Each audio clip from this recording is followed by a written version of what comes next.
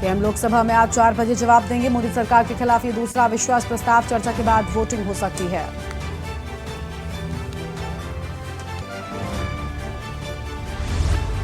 विधानसभा सत्र की कार्यवाही का चौथा दिन आज कार्य संचालन नियमावली के नए नियम पर होगी बहस। कार्यवाही में ऑनलाइन जुड़ सकेंगे एमएलए।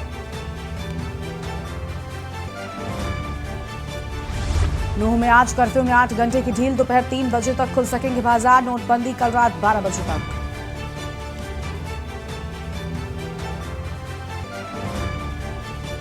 महिला रेसलर साक्षी मलिक ने किया ट्वीट। आज दोपहर 12:30 बजे करेंगी प्रेस कॉन्फ्रेंस। दिल्ली के राजघाट पर प्रेस कॉन्फ्रेंस करने का आह्वान।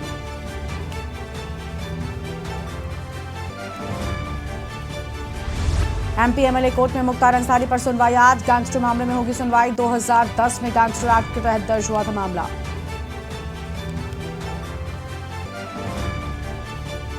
पूर्व से लेकर उत्तर के पहाड़ी राज्यों और यूपी में 5 दिन भारी बारिश का अलर्ट। मौसम बना मुसीबत।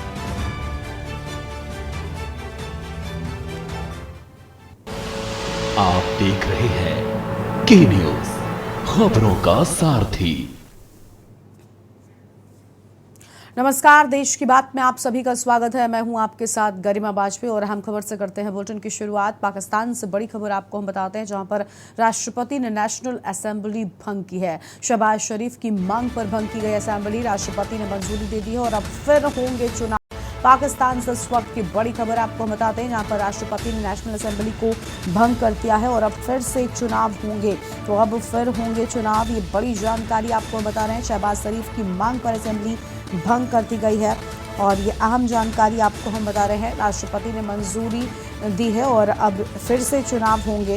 ये बड़ी खबर आपको हम बता दें, जहां पर अब फिर से होंगे चुनाव। पाकिस्तान से इस वक्त की ये बड़ी खबर सामने आई है। तो पाकिस्तान से बड़ी खबर आपको हम बता रहे हैं, जहां पर अब फिर से चुनाव होंगे। राष्ट्रपति ने असेंबली भंग कर दी है और शहबाज शरीफ की मांग पर असेंबली भंग किए जाने की बात सामने आई है। तो यह अहम खबर आपको हम बता रहे हैं।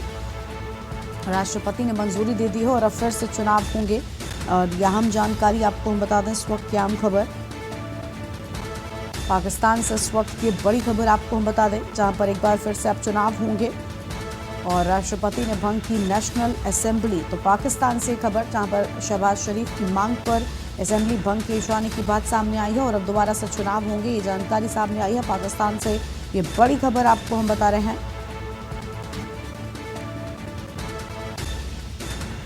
और पाकिस्तान से ये बड़ी खबर, जहां पर असेंबली भंग कर दी गई। तो पाकिस्तान में असेंबली भंग की गई।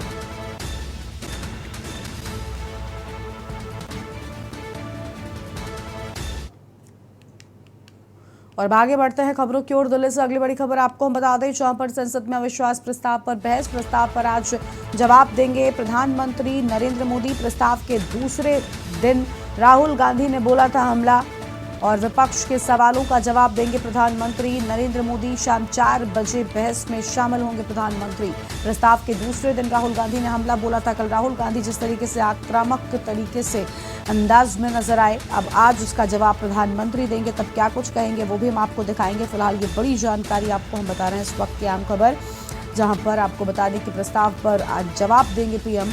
और दूसरे दिन राहुल गांधी ने जमकर हमला बोला था। सरकार से मणिपुर को लेकर सरकार को घेरा था और विपक्ष के सवालों का आज प्रधानमंत्री जब संसद के भीतर जवाब देंगे, तब क्या कुछ कहेंगे वो बेहद अहम होगा और इंतजार होगा जब प्रधानमंत्री की ओर से इन सभी सवालों का जवाब दिया जाएगा। तो दिल्ली से अहम खबर, संसद में अविश्वास प्रस्ताव पर बहस को लेकर अहम खबर आपको हम बता रहे हैं। तो ये बड़ी जानकारी आपको हम बता दें, जहां पर प्रस्ताव पर आज प्रधानमंत्री मोदी जवाब देंगे। तो प्रस्ताव पर आज प्रधानमंत्री जवाब देंगे और क्या कुछ कहेंगे ये भी बेहद अहम हो जाता है। तो ये अहम जानकारी आपको हम बता रहे हैं। फिलहाल इस वक्त अहम खबर, विपक्ष के सवालों का जवाब देंगे प्रधानमंत्री नरेंद्र मोदी। और इसी खबर पर अधिक जानकारी के लिए हमारे साथ हमारे संवाददाता प्रवेश शर्मा जुड़ चुके हैं। प्रवेश, आज अविश्वास प्रस्ताव पर चर्चा का तीसरा दिन है और कल जिस तरीके से दूसरे दिन राहुल गांधी ने आक्रामक तरीके से सरकार को घेरा था, कई सारे मुद्दों को लेकर, मणिपुर पर या फिर और जो चीजें थी वो सब पूरे देश ने देखी हैं। आज वक्त है जब प्रधानमंत्री खुद विपक्ष के इन सारे सवालों का जवाब देंगे। ऐसे में क्या कुछ कहते हैं ये बहुत अहम हो जाता है। जी बिल्कुल। देखिए पिछले 2 दिनों से अविश्वास प्रस्ताव पर चर्चा चल रही है, लेकिन पहले दिन हमने देखा था कि राहुल गांधी की कोई भी टिप्पणी हमें सुनने को नहीं दिखाई दी थी। लेकिन कल राहुल गांधी ने दूसरे दिन जो है पूरी तैयारी के साथ या ये कहें पूरी रिहर्सल के बाद आकर जो है संसद भवन में जिस तरीके से लोकसभा में आकर सरकार पर तीखा हमला किया। और उसमें सबसे बड़ी बात यह कि मुद्दा मणिपुर का ही छाया रहा। मणिपुर को लेकर लगातार राहुल गांधी ने हमला किया और इसमें अहम बात यह है कि राहुल गांधी ने कल ऐसी कई टिप्पणियां करी जिसको लेकर विपक्ष ने हंगामा, सरकार की तरफ से भी हंगामा हुआ। और जिसमें सबसे बड़ी बात यह है कि राहुल गांधी का कहना यह है कि भारत माता का कत्ल हुआ है मणिपुर में, और उसको लेकर जो है कई प्रकार से जो है संसद भवन में हमने देखा हंगामा हुआ। और उसमें स्मृति ईरानी जो केंद्रीय मंत्री है उन्होंने लगातार राहुल गांधी के कटाक्ष का जवाब दिया। और उससे अहम बड़ी बात यह है कि शाम के वक्त हमने देखा गृह मंत्री अमित शाह ने भी जो है लगातार राहुल गांधी और कांग्रेस पर लगातार कटाक्ष करते हुए कई ऐसी टिप्पणियां की जिनको लेकर कई बार ऐसी स्थिति बनी कि हंगामे के भेंट चढ़ जाए संसद भवन, लोकसभा का सदन। लेकिन मैं आपको बता दूं कि बार बार जो है स्पीकर ने जो है स्थिति को संभाला और कहीं ना कहीं चर्चा को जारी रखा। और आज अहम दिन है, तीसरा दिन है, जिसमें आज जिसकी वजह से ये अविश्वास प्रस्ताव लाया गया था वो प्रधानमंत्री मोदी को चुनना था, बुलवाना था। और जो पूरे विपक्ष की एक रणनीति थी जिसके तहत वो चाहते थे कि प्रधानमंत्री मोदी मणिपुर पर आकर चर्चा करें, बोले। और आज वो दिन आ गया है कि आज प्रधानमंत्री सदन में आकर अविश्वास प्रस्ताव में चर्चा करेंगे और इसके साथ साथ वो मणिपुर पर भी बोलेंगे, जो कि पूरा विपक्ष एकजुट होकर पहले से ही चाहता था। बिल्कुल, विपक्ष की जो मंशा थी अविश्वास प्रस्ताव लेकर आने की, वो कहीं ना कहीं आज बिल्कुल तरीके से पूरी हो रही है। लेकिन प्रवेश, क्या लगता है, क्योंकि कल जिस तरीके से राहुल गांधी ने पहले सधी हुई शुरुआत की, लेकिन बाद में वो आक्रामक अंदाज में सरकार को घेरते नजर आए। पहले उन्होंने कहा कि मैं आज दिल से बोलूंगा, बात दिल तक जाएगी। उन्होंने खूब सारी बातें कही, अडानी को लेकर उन्होंने एक तीर छोड़ा। लेकिन उसके बाद जब वो आक्रामक अंदाज में मणिपुर पर बात करने लगे, तब जो संसद का नजारा था वो कुछ और कह रहा था।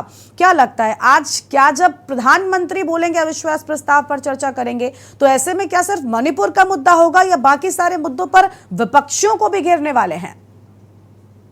जी बिल्कुल। देखिए सबसे पहले तो मैं राहुल गांधी की बात करता हूं। कल की जब राहुल गांधी ने अपना शुरुआत की थी तो सबसे पहले उन्होंने स्पीकर को धन्यवाद दिया था कि उनकी सदस्यता लौटा दी गई है। और उसके बाद कई स्लो मोशन में बातें की थी जिसे देखकर लग रहा था कि राहुल गांधी आज आक्रामक रूप नहीं लेने वाले हैं। उन्होंने कई बार ये भी बोला था कि बीजेपी वाले मुझसे ना घबराएं, मैं आज उन पर कोई ऐसा कटाक्ष नहीं करने वाला हूँ, हल्के फुल्के बम जरूर पड़ूंगा। लेकिन धीरे धीरे जब वो आगे शुरुआत में बढ़े तो उन्होंने कई ऐसे तीखे प्रहार खास करके मणिपुर को लेकर जो है सरकार पर दागे। और उन्होंने कई सवाल ऐसे दागे कि मणिपुर में जो कुछ हो रहा है उसमें कहीं ना कहीं पूरे हिंदुस्तान की हत्या हो रही है, जिसको लेकर सरकार ने भी हंगामा किया। और सरकार की तरफ से केंद्रीय मंत्री स्मृति ईरानी ने जवाब दिया। और कई बार उन्होंने राहुल गांधी पर ऐसे कटाक्ष किए जिसको लेकर सदन में कई बार हमने देखा कि हंगामे की स्थिति बनी। लेकिन कहीं ना कहीं वो स्थिति जो है स्पीकर के द्वारा संभाल ली गई। और सबसे बड़ी बात यह है कि आज जब प्रधानमंत्री बोलेंगे तो जाहिर सी बात है कि वो राहुल गांधी के जवाब हो या उनसे पहले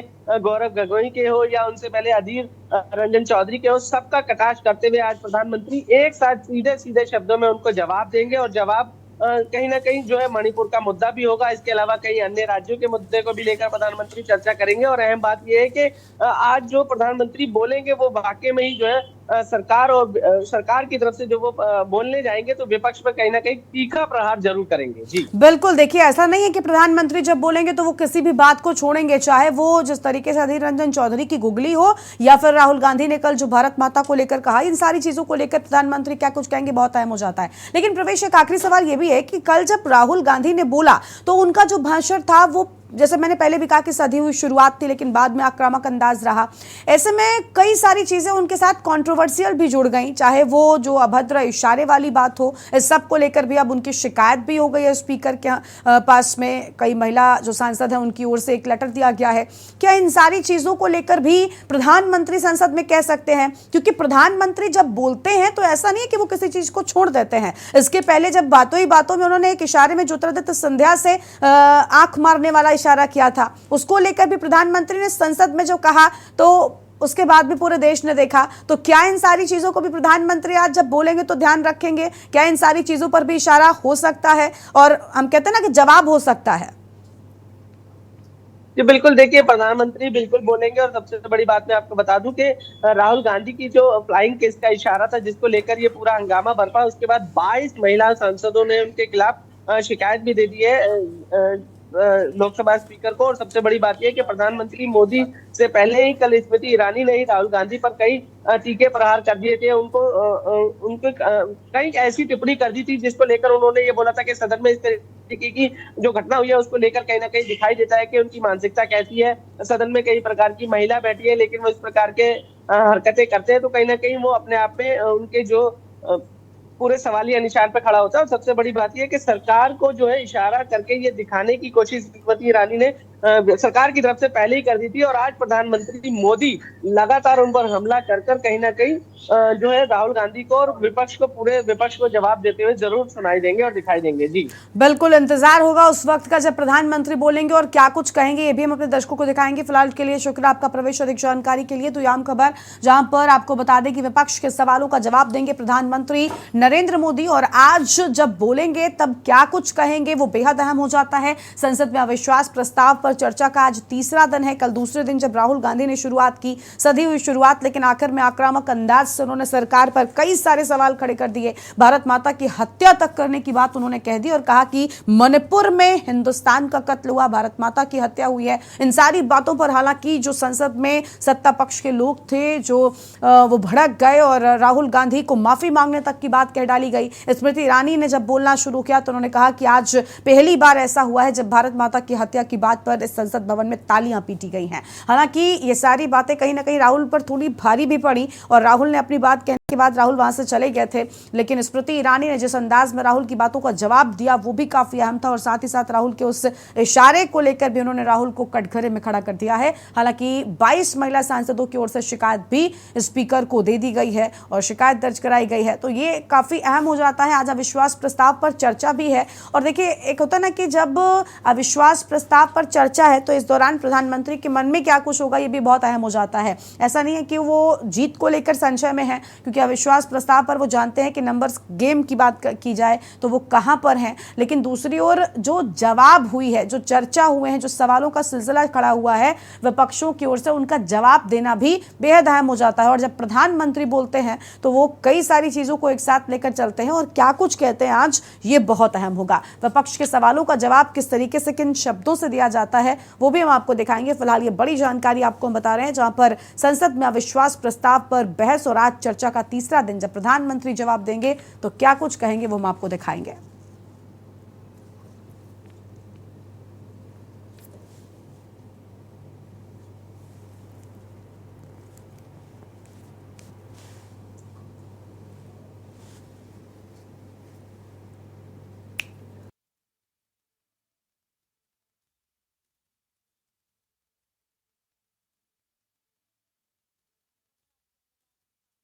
अविश्वास प्रस्ताव पर बहस, तो यह हम जानकारी आपको हम बता दें।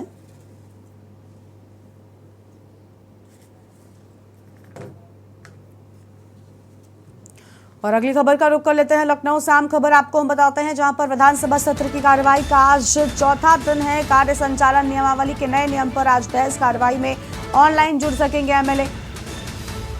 नए नियम पर आज बहस हो सकती है। देश की किसी भी विधानसभा में नहीं लागू है नियम, तो ऑनलाइन जुड़ सकेंगे एमएलए। ये आम जानकारी आपको हम बता रहे हैं इस वक्त की बड़ी खबर, जहां पर नए नियम पर आज बहस हो सकती है। तो नए नियम को लेकर आज हो सकती है बहस और ये आम जानकारी आपको हम बता दें।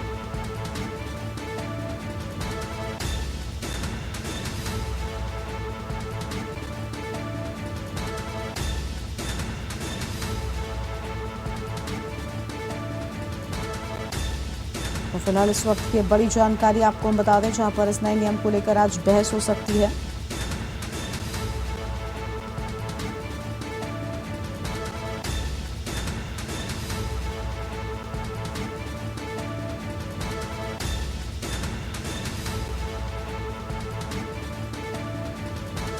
और कार्यवाही में ऑनलाइन जुड़ सकेंगे एमएलए और नए नियम पर आज हो सकती है बहस। लखनऊ से आम जानकारी आपको हम बता रहे हैं।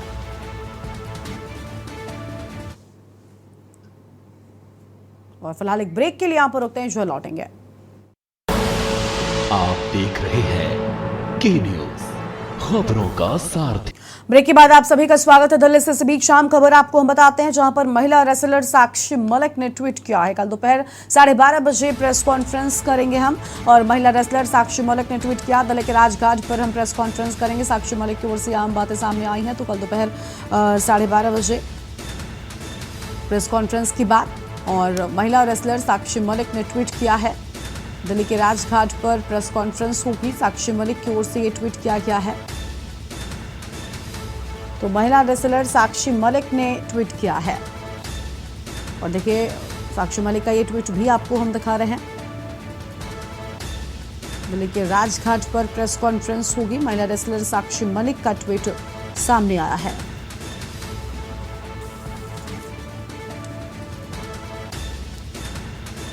तो महिला रेसलर साक्षी मलिक का ट्वीट सामने आया, और प्रेस कॉन्फ्रेंस करने की बात कही गई है।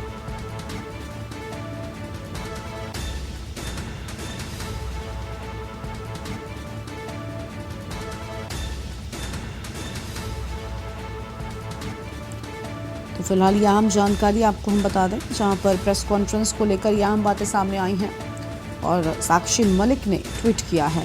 साक्षी मलिक का ये ट्वीट भी आपको हम दिखा रहे हैं। और इसी खबर पर अधिक बातचीत के लिए हमारे साथ में प्रवेश शर्मा जुड़ चुके हैं। प्रवेश, 12:30 बजे प्रेस कॉन्फ्रेंस होगी, क्या लगता है पूरे मामले में क्या कुछ सामने आ सकता है? क्योंकि जिस तरीके से प्रदर्शन हुआ था, या फिर अभी भी जो लड़ाई जारी है, उसमें आज प्रेस कॉन्फ्रेंस हो रही है साक्षी मलिक की ओर से, क्या कुछ होने वाला है?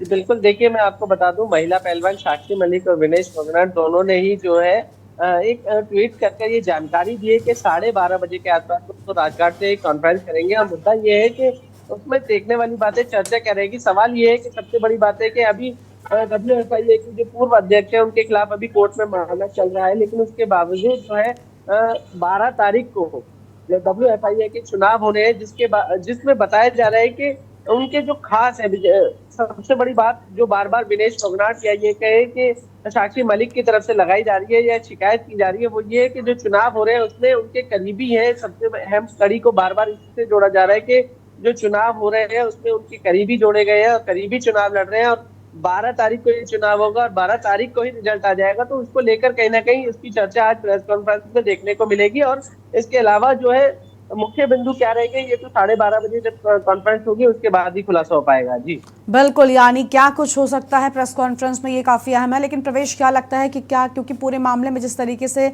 सुनवाई चल रही है, जो मामला कोर्ट में है, और ऐसे में साक्षी मलिक की ओर से कुछ अहम राज भी हम कह सकते हैं, या कुछ अहम चीजें हैं जो ब्रजभूषण सिंह को लेकर हों, या पूरे मामले में कुछ ऐसी चीजें सामने भी मीडिया के लाई जा सकती हैं क्या, जो अब तक सामने ना आई हो?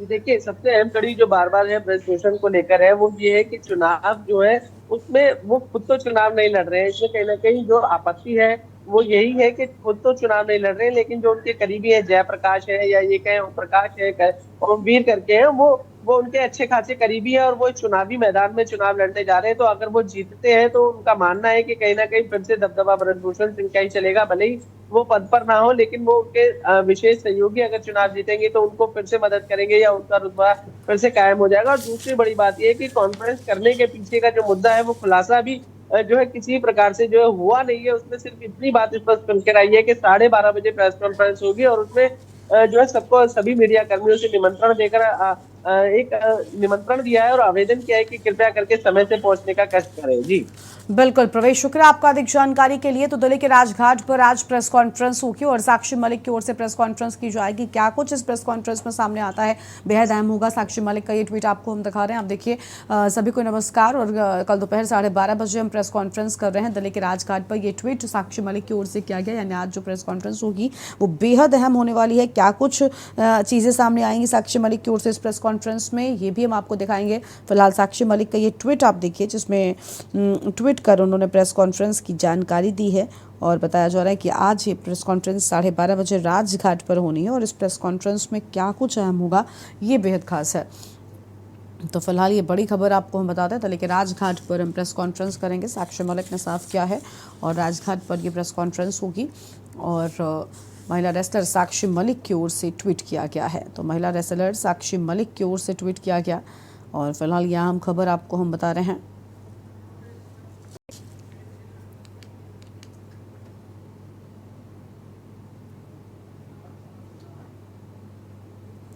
और आगे बढ़ेंगे खबरों की ओर। अगली बड़ी खबर आपको हम लखनऊ से बताते हैं। तो लखनऊ से अहम खबर, जहां पर खेल खेल में एक सचिव फंस गए हैं।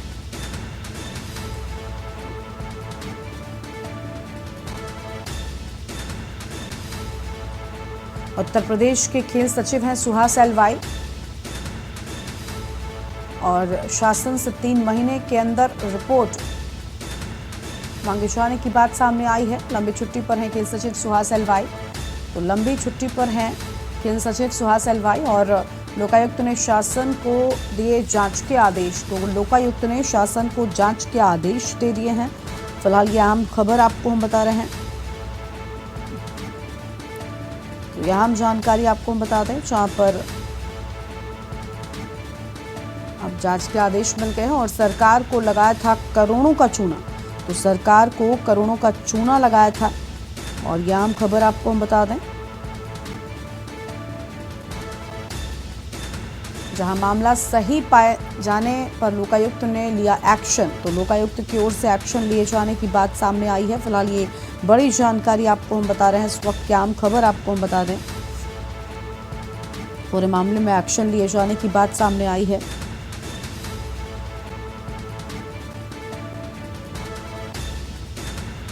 तो इस वक्त की आम जानकारी, उत्तर प्रदेश के खेल सचिव हैं सुहास एलवाई, और उत्तर प्रदेश के खेल सचिव हैं सुहास एलवाई। फिलहाल ये अहम खबर आपको हम बता रहे हैं।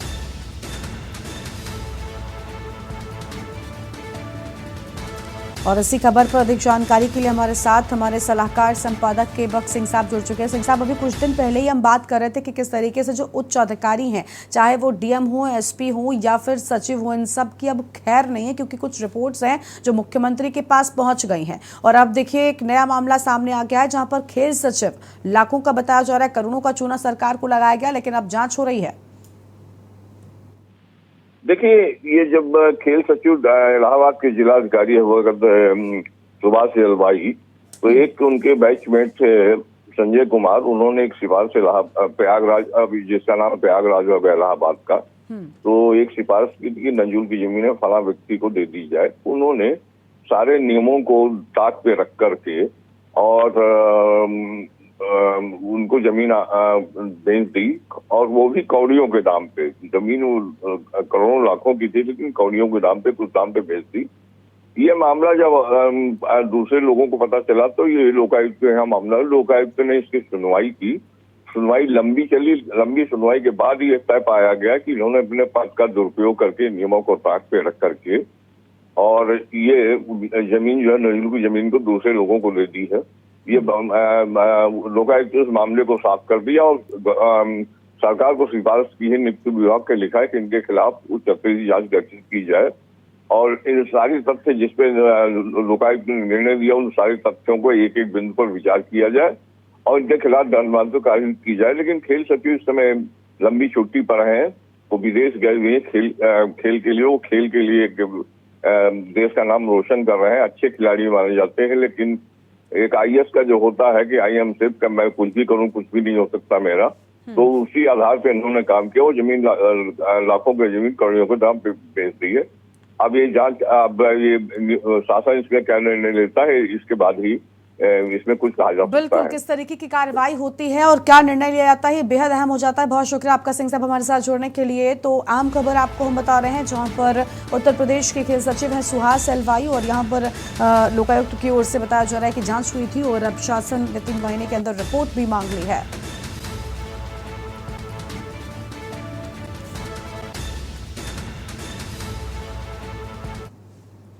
और एक ब्रेक के लिए यहाँ पर रुकते हैं, जो लौटते हैं। आप देख रहे हैं के न्यूज, खबरों का सारथी। ब्रेक के बाद आप सभी का स्वागत है। और लखनऊ से अहम खबर आपको हम बताते हैं। इस बीच लखनऊ से अहम खबर, जहां पर आज कार्रवाई का चौथा दिन। लखनऊ से अहम खबर, विधानसभा सत्र की कार्यवाही का आज चौथा दिन है, और कार्य संचालन नियमावली के नए नियम पर आज बहस। अहम खबर आपको हम बता दें कि नए नियम पर आज बहस को लेकर अहम खबर सामने आई है। फिलहाल इस वक्त की अहम खबर, कार्यवाही में ऑनलाइन जुड़ सकेंगे एमएलए, तो कार्यवाही में ऑनलाइन जुड़ सकेंगे। और पवन तिवारी हमारे साथ में जुड़ चुके हैं। पवन, नए नियम पर आज बहस हो सकती है, क्या पूरी जानकारी है? बताया जा रहा है कि ऐसा अब तक नहीं हुआ, लेकिन अब ऑनलाइन भी एमएलए जो है वो कार्यवाही में जुड़ सकेंगे।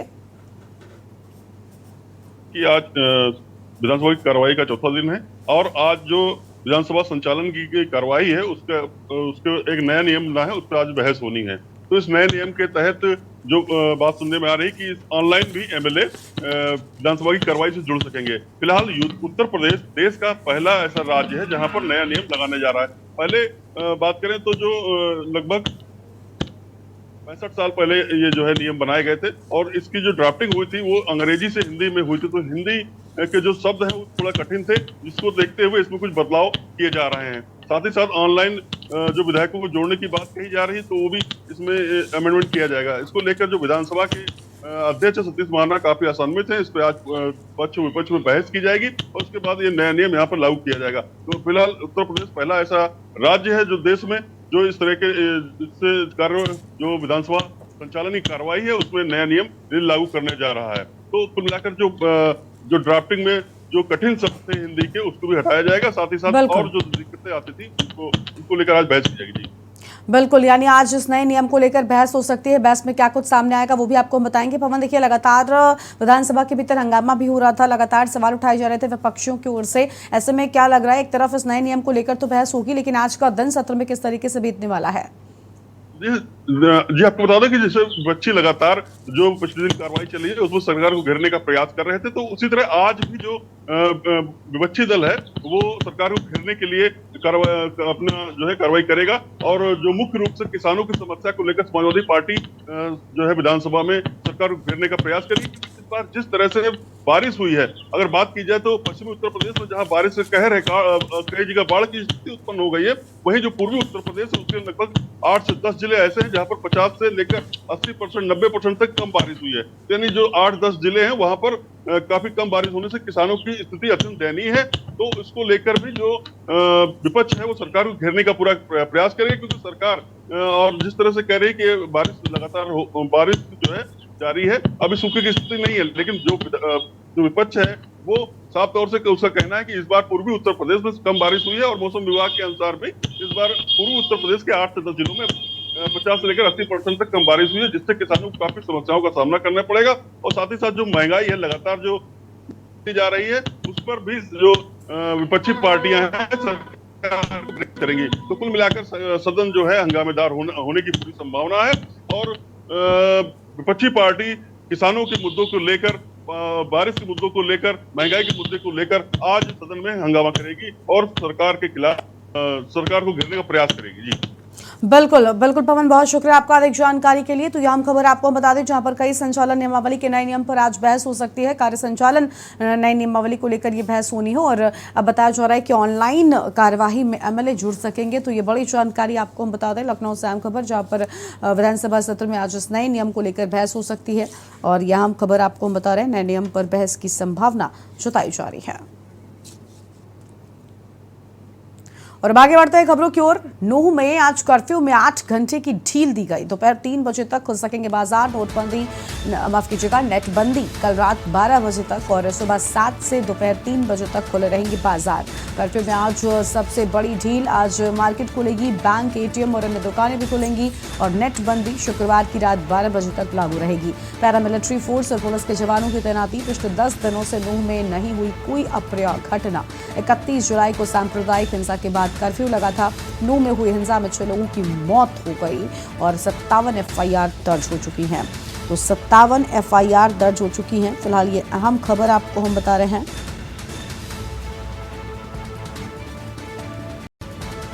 तो ये बड़ी खबर आपको हम बता दें जहां पर इस हिंसा को लेकर यहाँ बातें सामने आई हैं और 57 एफआईआर दर्ज हो चुकी हैं। सबसे बड़ी ढील कर्फ्यू में दी गई, बाजार भी खुले और बैंक, एटीएम और अन्य दुकानें भी खुलेंगी, ऐसी जानकारी सामने आई है। विनोद गुप्ता हमारे साथ में जुड़ चुके हैं, ब्यूरो चीफ है नूह से हैं। विनोद जी, बड़ी ढील की बात सामने आई है और देखिए कर्फ्यू था, नेटबंदी तो है ही, आने वाले वक्त में भी बताया जा रहा है 11 तक है और ऐसे में बैंक, एटीएम या बाजारों का खुलना कहीं ना कहीं स्थानीय लोगों के लिए एक बड़ी राहत के तौर पर सामने आया है। अगर बात करें 31 तारीख को जो हंगामा हुआ है नूह के अंदर, उसको देखते उस समय जो माहौल पैदा हुआ था पूरे अकेले नूह जिले के अंदर नहीं, आसपास के कई जिले जो है हरियाणा के इसमें क्षतिग्रस्त हुए, हंगामा हुआ, हिंसा हुई, जाने भी गई हैं और सैकड़ों जो वाहन है आग के हवाले में। उसको देखते हुए कर्फ्यू भी लगाया गया, धारा 144 भी, और नेट जो है उसको भी बाधित कर दिया गया है। हाँ, नूह के अंदर जरूर है कि अगली 11 तारीख तक नूह जो है नेट की जो सेवा है वो बाधित कर दी गई है। आज जो है ढील जरूर दी गई है, ढील भी 7 घंटे की, एक सुबह 7 बजे से लेकर दोपहर 1 बजे तक की। वो इसलिए क्योंकि माहौल शांत था, हिंसा की जो परिस्थितियां थी वो बिल्कुल खत्म सी होती गई है। सब कुछ जो है पटरी पर जो उतर रहा है, नूह का जो कार्यकर काम कह लो चाहे आम जनता कह लो, वो पटरी पर आ रही है, काम चारू रूप से कर रही है। उसको देखते हुए प्रशासन ने उसको ढील देने की बात की। अगर वो ढील यह शांत का माहौल जो लगातार बना रहा तो जो ढील की जो बात करें वो रात 7 बजे से सुबह 7 बजे तक कर दी जाएगी। तो दिन में जो है बिल्कुल ओपन कर दिया जाएगा। यही कारण है कि शायद नूह के आज जो डीसी ने जो ऑर्डर किए हैं कि भी ढील देने का जो आज शुरुआत है, आज वीरवार है, शुरुआत है, कल शुक्रवार है, कल का माहौल जरूर देखा जाएगा क्योंकि कल जुमे का दिन होता है, नमाज का दिन होता है मुस्लिम समुदाय के लिए। तो शायद उसमें कोई ऐसी परिस्थिति पैदा ना हो कि जो माहौल पहले खराब हुआ था और अब सुधर गया है वो दोबारा से बिगड़ जाए। जी बिल्कुल, देखिए जिस तरीके से माहौल को सामान्य करने के लिए ही इस तरीके का सख्त एक्शन जो है वो उठाया गया था, लेकिन आम जनता को राहत पहुंचानी भी बहुत ज़रूरी है। एक तरफ नेटबंदी है लेकिन दूसरी तरफ बाजार का बंद होना लोगों के लिए एक बड़ी समस्या भी था। जो ज़रूरी सामान है लोग वो तक नहीं ले पा रहे थे। लेकिन देखिए एक तरफ जनता को तो राहत है विनोद जी, लेकिन जो हालात हैं क्या वो पूरी तरीके से सामान्य हो पा रहे हैं? क्योंकि नेटबंदी भी अब 11 तारीख तक थी, SMS के बाद क्या लगता है? हालांकि लोगों को 11 से पहले भी जब 11 तक बढ़ाई गई तो उम्मीद थी कि नेट खुल जाएगा, लेकिन अब तक ऐसा नहीं हो सका और उससे और बढ़ा दिया गया था ताकि हालातों पर पूरी तरीके से काबू पाया जा सके। फिलहाल बाजारों में माहौल कैसा है? क्या पुलिस प्रशासन की तैनाती है या एक्स्ट्रा फोर्स को तैनात किया गया है ताकि कोई भी चीज इधर से उधर ना हो? देखिए गरिमा, अगर बात करें नूह के अंदर, खासकर नूह जिले के अंदर, क्योंकि सबसे बड़ा जो माहौल खराब हुआ था या कह लीजिए जो हिंसा भड़की थी तो नूह जिले से भड़की थी। वहां पर पुलिस की बात करें तो पुलिस ने चप्पे चप्पे पर हर धार्मिक स्थल पर सुरक्षा बढ़ाई हुई है। सबसे बड़ी बात जो मुख्यमंत्री मनोहर लाल खट्टर ने आदेश दिए थे कि बटालियन 1000 फौज की जो बटालियन थी वो वहां पर तैनात कर दी गई है अस्थायी रूप से, और एक IAS अफसर, बड़े सीनियर अफसर को वहां पर तैनात कर दिया गया उसकी हालातों में नियंत्रण रखने के लिए। माहौल शांत है, हिंसा की कोई स्थिति अभी तक ऐसी देखने को नहीं मिली है पिछले 4-6 दिनों के अंदर कि शायद माहौल खराब हो। तो पटरी पर लोग उतर रहे हैं, हालात सामान्य हो रहे हैं। हाँ, नेट की तो जो आम जन की जो सबसे बड़ी जरूरत होती है नेट, इंटरनेट सेवा, वो बीच बीच में जरूर चालू कर दी जाती है मगर कुछ समय के लिए, जिससे कि कुछ अफवाहें ना फैले। हाँ, 2 दिन पहले एक अफवाह जरूर फैली थी, इसको लेकर भी 14 गिरफ्तारियां जो है हरियाणा पुलिस ने किया है। साइबर सेल हर एक पॉइंट पर ध्यान रख रही है कि साइबर में किसी तरह की कोई अफवाह ना फैले, किसी तरह की कोई गलत ट्वीट ना करे, गलत फेसबुक पे कोई पोस्ट ना करे, किसी तरह की गलत वायरल ना करे। उसको लेकर भी साइबर जो है टीम बड़ी सतर्क है और हरियाणा पुलिस के साथ साथ केंद्रीय सुरक्षा बल की जो एजेंसियां है नूह के साथ साथ आसपास के सभी जिलों में तैनात कर दी गई, जिससे कि किसी प्रकार की अप्रिय घटना हरियाणा के अंदर ना हो। बिल्कुल, देखिए पूरी तरीके से प्रशासन भी अलर्ट है कि कोई अप्रिय घटना ना होने पाए। और बहुत शुक्रिया आपका विनोद जी हमारे साथ जुड़ने के लिए, अधिक जानकारी हमारे दर्शकों तक पहुंचाने के लिए। तो आम खबर जहां पर कर्फ्यू में ढील दी गई है और दोपहर 3 बजे तक खुल सकेंगे बाजार, लोगों को थोड़ी राहत जरूर होगी। हालांकि नेटबंदी जो है वो अभी भी रहेगी, लेकिन बाजार खुलने से आम जनता के लिए कहीं ना कहीं ये बड़ी राहत जरूर है।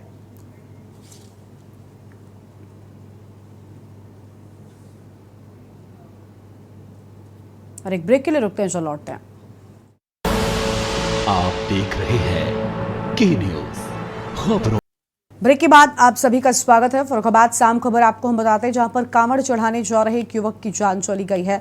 ट्रैक्टर ट्रॉली से गिरकर एक युवक की मौत हो गई और ब्रेकर पार करते समय ट्रॉली में झटका लगने से युवक गिरा था और ट्रॉली का पहिया उसके पीठ के ऊपर से निकल गया था। तो ब्रेकर पार करते वक्त ट्रॉली में झटका लगने से युवक नीचे गिर गया था। और यह अहम खबर आपको हम बता दें, जहां पर ट्रॉली का पहिया उसके पेट के ऊपर से निकल गया था और युवक की जान चली गई है। ये दुखद हादसा हुआ है। कांवड़ चढ़ाने जा रहे एक युवक की मौत हो गई। तो कांवड़ चढ़ाने जा रहे एक युवक की जान चली गई और ट्रैक्टर ट्रॉली से गिरकर युवक की जान गई है। ब्रेकर पार करते समय ट्रॉली में झटका लगने से एक युवक गिर गया था।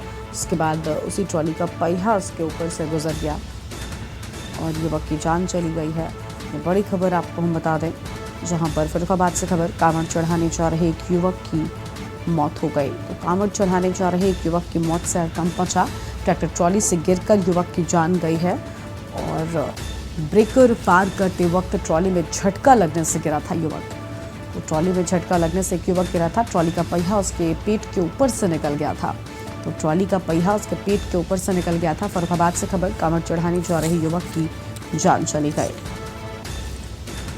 और ट्रैक्टर ट्रॉली से गिरकर युवक की मौत हुई है। तो ट्रैक्टर ट्रॉली से गिरकर एक युवक की जान गई है और यह आम खबर आपको हम बता रहे हैं। ब्रेकर पार करते समय ट्रॉली में झटका लगने से गिरा था युवक।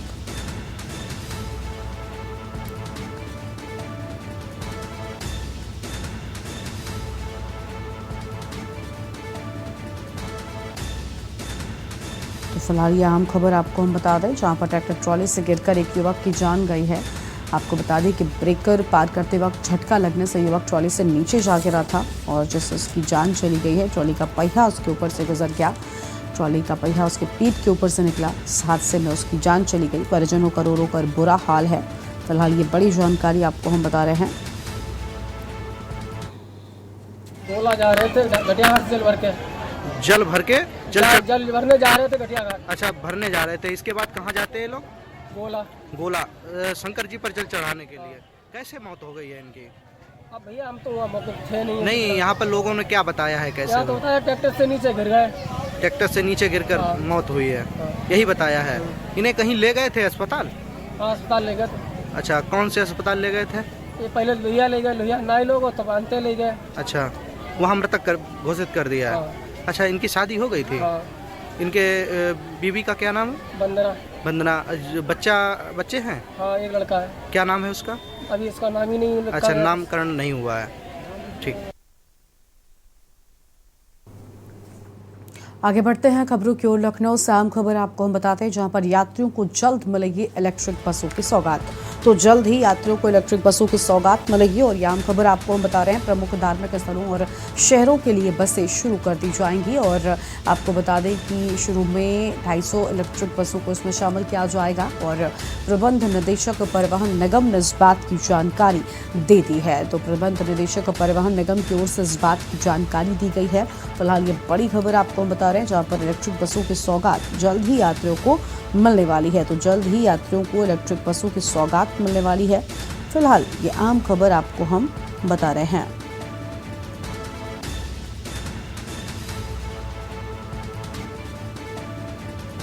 तो ये आम खबर आपको हम बता दें, जहां पर जल्द ही सौगात मिलने वाली है।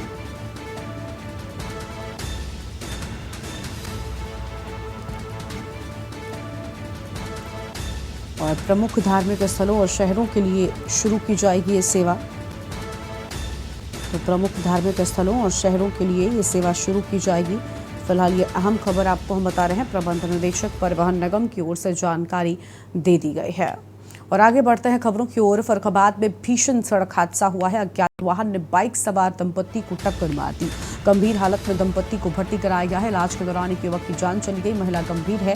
फतेहगढ़ फर्रुखाबाद मुख्य मार्ग पर पास का ये पूरा मामला बताया जाता है। तो मुख्य मार्ग के पास का ये पूरा मामला है। गंभीर हालत में दंपत्ति को भर्ती करवाया गया है। फिलहाल ये बड़ी जानकारी आपको हम बता रहे हैं। इस वक्त आम खबर, इलाज के दौरान युवक की मौत हो गई और महिला गंभीर रूप से घायल बताई जाती है। एक युवक की जान चली गई और महिला गंभीर रूप से घायल है। अज्ञात वाहन ने बाइक सवार दंपत्ति को टक्कर मारी थी और गंभीर हालत में दंपत्ति को भर्ती कराया गया था। इलाज के दौरान युवक की मौत हो गई। महिला गंभीर रूप से घायल है। तो फिलहाल ये आम खबर आपको हम बता रहे हैं।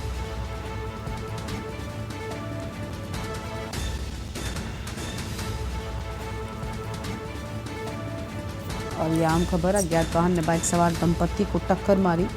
तो अज्ञात वाहन ने बाइक सवार दंपत्ति को टक्कर मारी।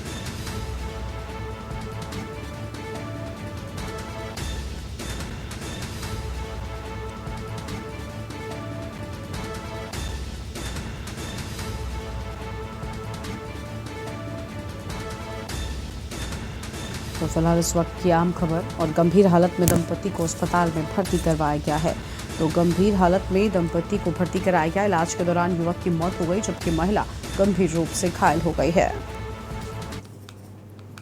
और अगली खबर है यमुनानगर से, जहां भारतीय और किसान यूनियन की एक अहम बैठक PWD रेस्ट हाउस बिलासपुर में हुई है और जिसकी अध्यक्षता जिला प्रभारी सुभाष शर्मा ने की है। बैठक को संबोधित करते हुए जिला अध्यक्ष सुभाष गुर्जर ने कहा कि किसान बाढ़ और आवारा पशुओं से सरकार की गलत नीतियों से परेशान है। वहीं गुर्जर ने कहा कि सडोरा क्षेत्र में नौशहरा गांव के आसपास आवारा पशुओं से सभी फसलें बर्बाद हो गई हैं, जिसको लेकर पिछले एक सप्ताह से भारतीय किसान यूनियन के नेतृत्व में आंदोलन भी चला, लेकिन सरकार का किसान की तरफ कोई ध्यान नहीं है और आज हरियाणा के मुख्यमंत्री को जनसंवाद करने की पड़ी है।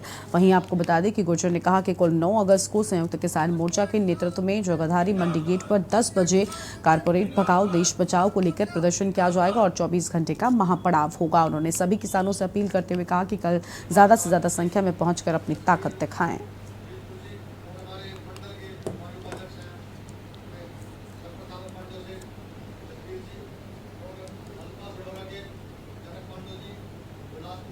सबसे ज्यादा गहरा मुद्दा जो है सडोरा में लगातार हम देख रहे हैं 8 दिन से हमारा जो पशु है वो किसानों के खेतों में नुकसान पहुंचा रहे हैं। उसके लिए प्रदर्शन भी किए जा रहे हैं, लेकिन सरकार कोई परवाह नहीं करती और उसी को लेकर आज 12 अगस्त को प्रदेश के मुख्यमंत्री जो रदौर विधानसभा क्षेत्र के 3 गाँव में जनसंवाद कर रहे हैं। तो हमने प्रशासन के माध्यम से मुख्यमंत्री से मिलने का टाइम भी लिया है, अगर दे दिया तो ठीक है, अन्यथा सारी जितनी भी गाँव हैं सडोरा में, बिलासपुर में, जहाँ भी जो खेतों में किसानों का नुकसान कर रही है वो ट्राली में भर के हम मुख्यमंत्री का रास्ता रोकेंगे 12 तारीख को। और दूसरा हमारा जो 9 तारीख को संयुक्त किसान मोर्चे का आह्वान है कि 9 तारीख को कारपोरेट भगाओ देश बचाओ के आह्वान पर 24 घंटे का महापड़ाव है, अभी यमुनानगर में जिला मुख्यालय पर होगा।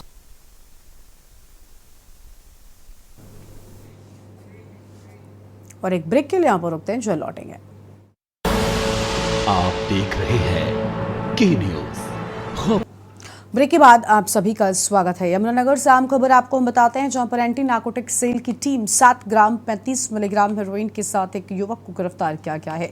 आरोपी के खिलाफ केस दर्ज कर कोर्ट में पेश किया गया, जहां से उसे न्यायिक हिरासत में भेज दिया गया।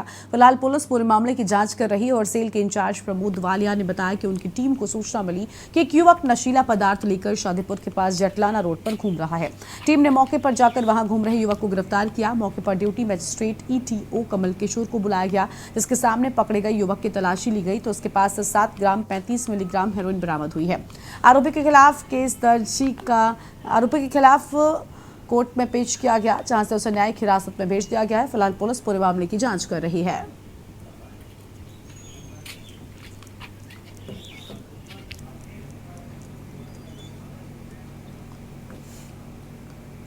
और अगली खबर है हरियाणा से, जहां पर हरियाणा के यमुनानगर में जहां पर जगाधारी लघु सचिवालय के बाहर लगभग सभी संगठन एकजुट हो गए और सरकार के खिलाफ नारेबाजी की। साथ ही सरकार पर कई गंभीर आरोप भी लगा दिए। हरियाणा में चुनाव नजदीक और किसान संगठन समेत कई यूनियन फिर से एकजुट हो गए हैं।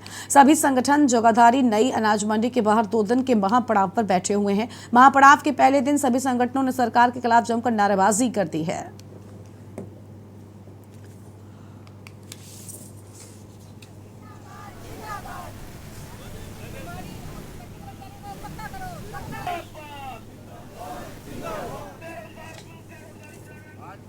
भर में सभी किसान संगठन, मजदूर संगठन, संयुक्त किसान मोर्चा, सर्व कर्मचारी संघ और जितने भी यूनियन कर्मचारियों की हैं, मजदूरों की हैं, चाहे वो रिटायर कर्मचारी है, चाहे वो कर्मचारी संघ है, उन सब ने आज संयुक्त मोर्चे के वाहन पर पूरे देश में 24 घंटे का एक महापड़ाव है, जो सुबह 9 बजे से कल 9 बजे तक रहेगा हर जिला मुख्यालय पर।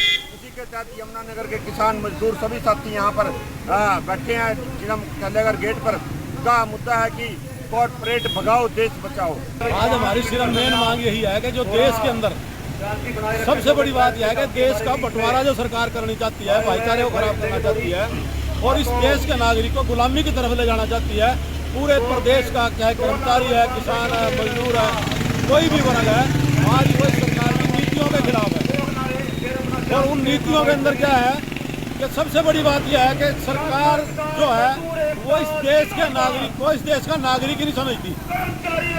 इस देश के नागरिक को विदेशी समझती है। इस तरह का बर्ताव सरकार अपने देश के नागरिक के साथ करती है, जिस तरह का बर्ताव वो पाकिस्तान के साथ करती है।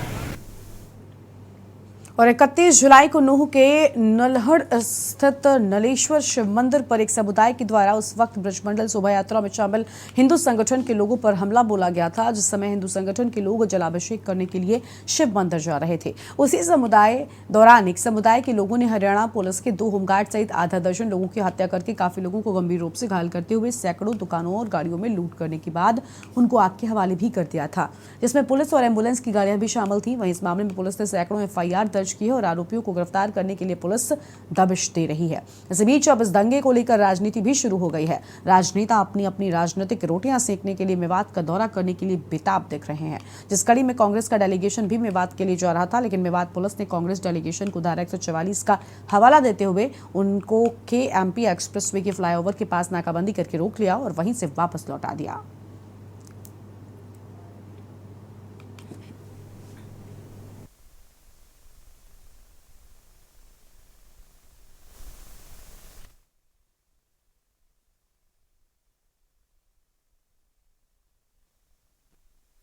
देखिए, जैसा कि हमारे आदरणीय अध्यक्ष जी ने कहा कि ये जो बसेस लगाई गई हैं, जो ये फोर्स लगाई गई है, अगर ये उस दिन लगाई जाती जिस दिन यात्रा हो रही थी, तो ना तो दोनों समुदाय का आपस में कोई टकराव होता, ना यात्रा के ऊपर जिस तरह का, तो आपस में कोई इस तरह की बात नहीं होती। आज हमारा उद्देश्य ये था कि हम नल्हड़ मंदिर में जाना चाहते थे। ऐसा है कि आज हमारा कांग्रेस पार्टी का डेलीगेशन ये नूह में जो हिंसा हुई थी उसके संदर्भ में हम मेवात में जाना चाह रहे थे और सभी जो पीड़ित हैं, चाहे जो हमारे जो मंदिर की पोजीशन जो नल्हड़ में जो जहाँ पर झगड़ा हुआ था उसको भी देखना चाहते थे, बाजार में भी जाना चाहते थे। खबर इंद्री से है, जहां वहां से गुजर रहे पश्चिमी यमुना नहर से सुबह एक युवक का शव मिलने से हड़कंप मच गया है। जी हां, आपको बता दें कि सनसनी फैल गई। युवक की उम्र लगभग 20 साल बताई जाती है, जो कि रविवार को नहर में गिर गया था। सूचना मिलते ही यमुनानगर इंद्री को पुलिस ने मौके पर पहुंचकर जांच शुरू कर दी। इंद्री पुलिस ने शव को कब्जे में लेकर पोस्टमार्टम के लिए यमुनानगर पुलिस को सौंप दिया है। यमुनानगर से युवक के परिजनों ने मौके पर पहुंचकर शव की शिनाख्त की। गोताखोरों की मदद से युवक का शव निकाल लिया गया। पुलिस कर्मचारी रमेश प्रसाद ने बताया कि हमीदा हेड यमुनानगर से मूर्ति प्रवाहित करते समय एक युवक अभिषेक नहर में गिर गया, जिसका शव आज इंद्री से मिल गया है। उन्होंने बताया कि मृतक के परिजन मौके पर पहुंच गए और शव को पोस्टमार्टम के लिए भेजा जाएगा।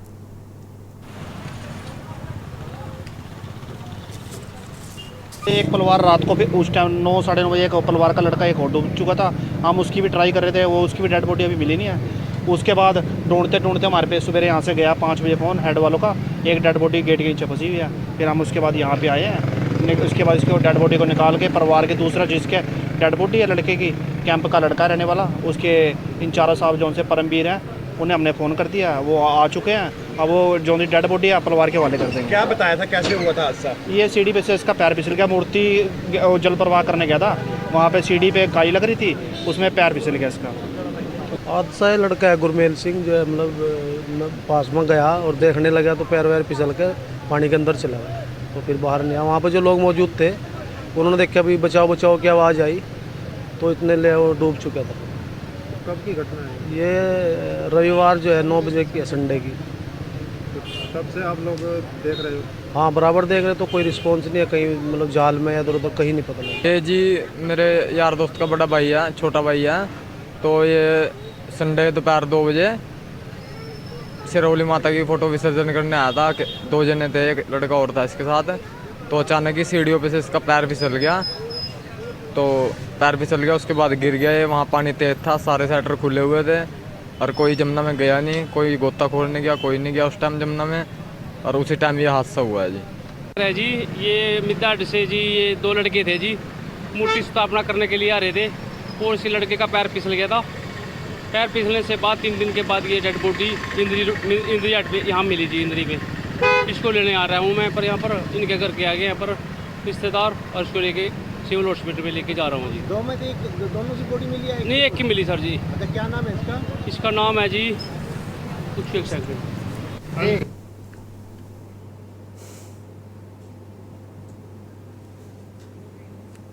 देश की बात में फिलहाल इतना ही। आप देखते रहिए के न्यूज़ इंडिया। नमस्कार। आप देख रहे हैं की न्यूज, खबरों का सारथी।